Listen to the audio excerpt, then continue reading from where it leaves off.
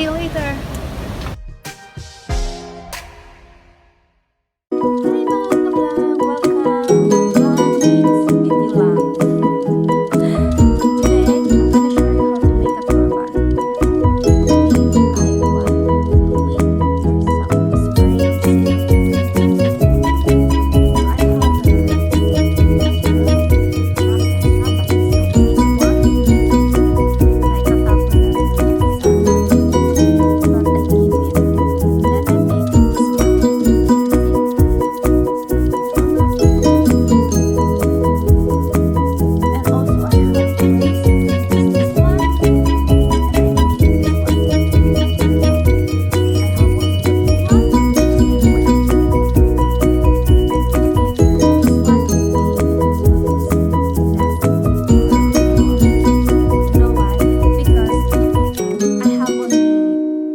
Not big enough to make it, but it's really waste to throw. That's why I have this one.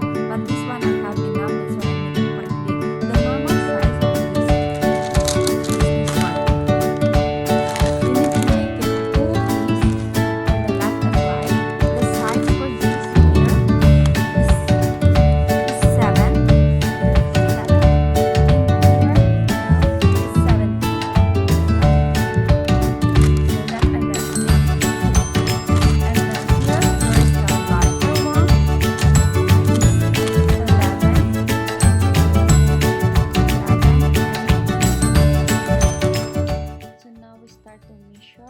For the big one, both of them.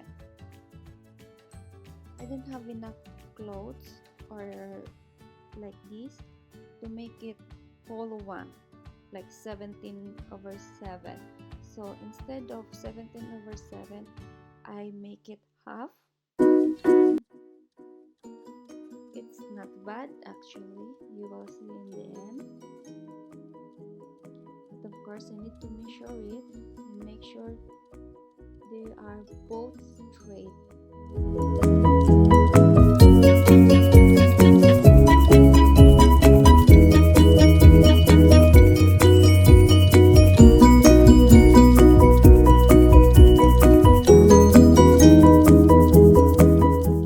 And now I try to fold opposite side, and I will put a safety pin para hindi siya gumalaw.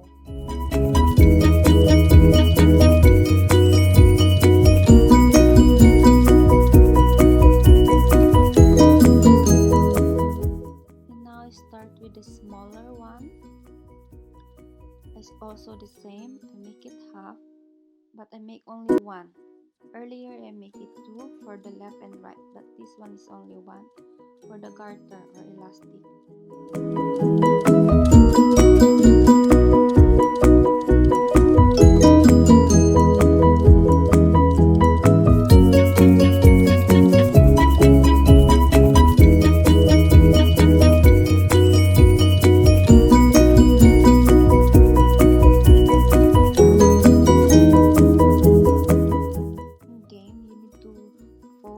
Opposite side and put a safety pin.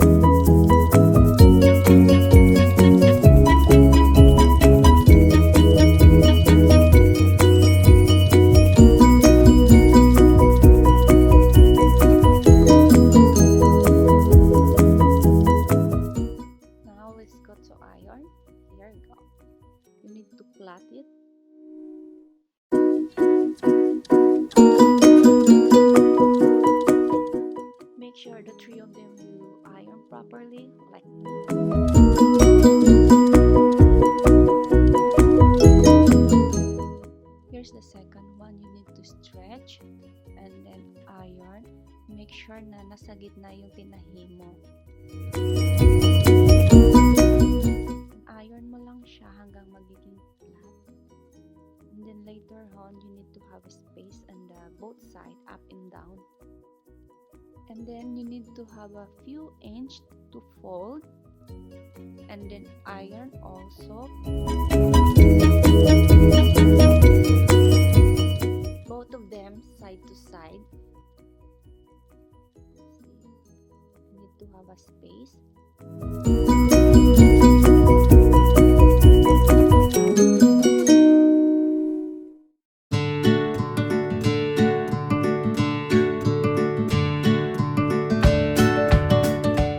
So like this, both of them.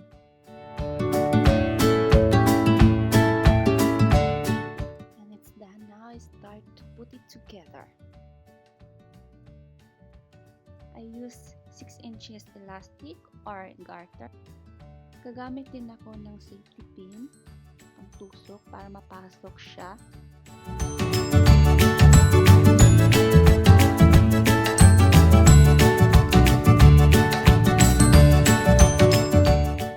Pag lumabas na yung pin, i-stretch mo lang siya hanggang sa dulo. Stretch mo lang siya ng stretch hanggang maayos siya tingnan. Yung garter hindi na nakaliko-liko. Ayan siya. Pag okay na siya, gagamit naman tayo ng pin para pang-lock. Hindi siya papasok ulit. Both side.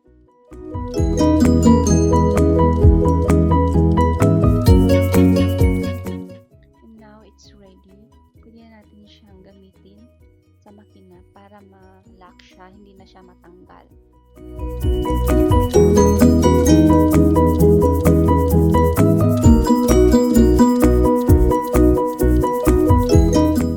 Make sure din sa pagtahi mo ng makina naka-lock din siya, vice versa.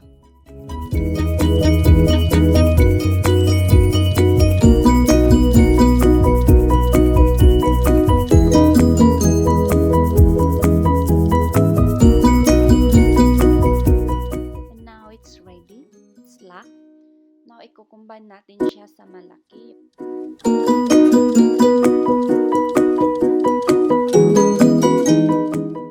Place the elastic in between.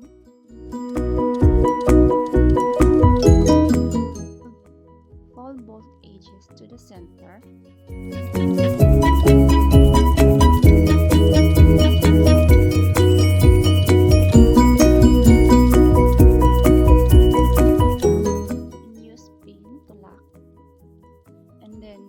Stitch together.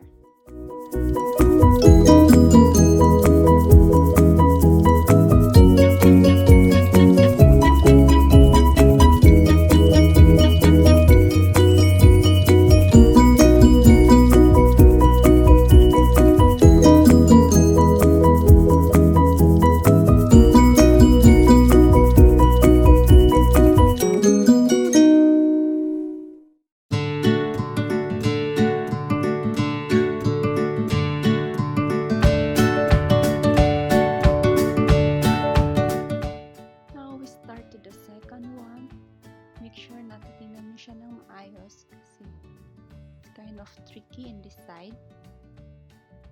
Papasok mo siya sa loob. Make sure na tama ang pagpasok mo.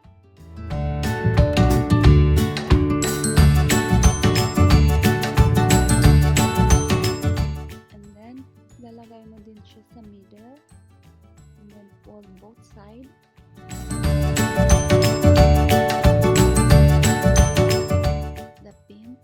Siya matanggal kasi tricky na siya masyado. And then ready to stitch na.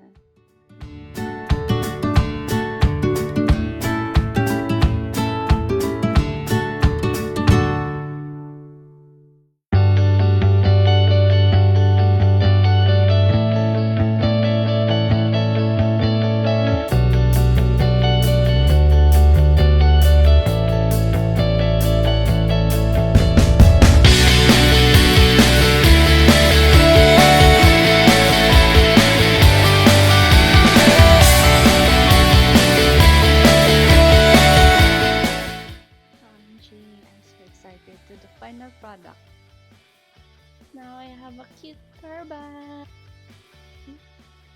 Not bad. So cute.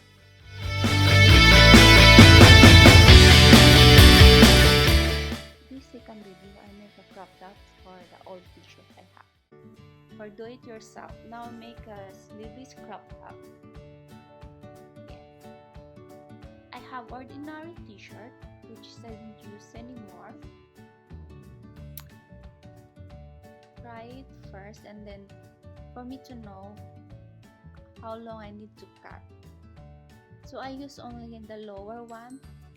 Sa taas naman, doon ako kumuha ng strap. And make sure na tama yung size mo. Pero kung malaki naman, ika-cut mo lang siya. Pero tatanggalin mo yung mga excess na gaya na hindi mo yan kailangan. So ika-cut mo siya. Kasi malaki siya sa akin, kailangan ko siyang putulan. Before you cut it, make sure na it's fit to you, fit to your body. I'm sorry, I'm struggling with my scissor.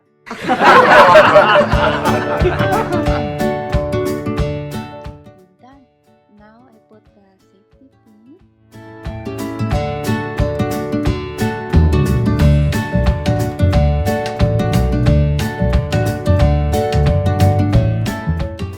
Ilalagay ko na yung strap. Unang gamitin ko muna yung pin. Tusok ko. Ipit-ipit. Maya, imamachine ko siya. Pero may other way din. Tips, kung wala kayong sewing machine, pwede nyo siyang dikitan using a glue cloths. Washable din siya, so you don't need to worry.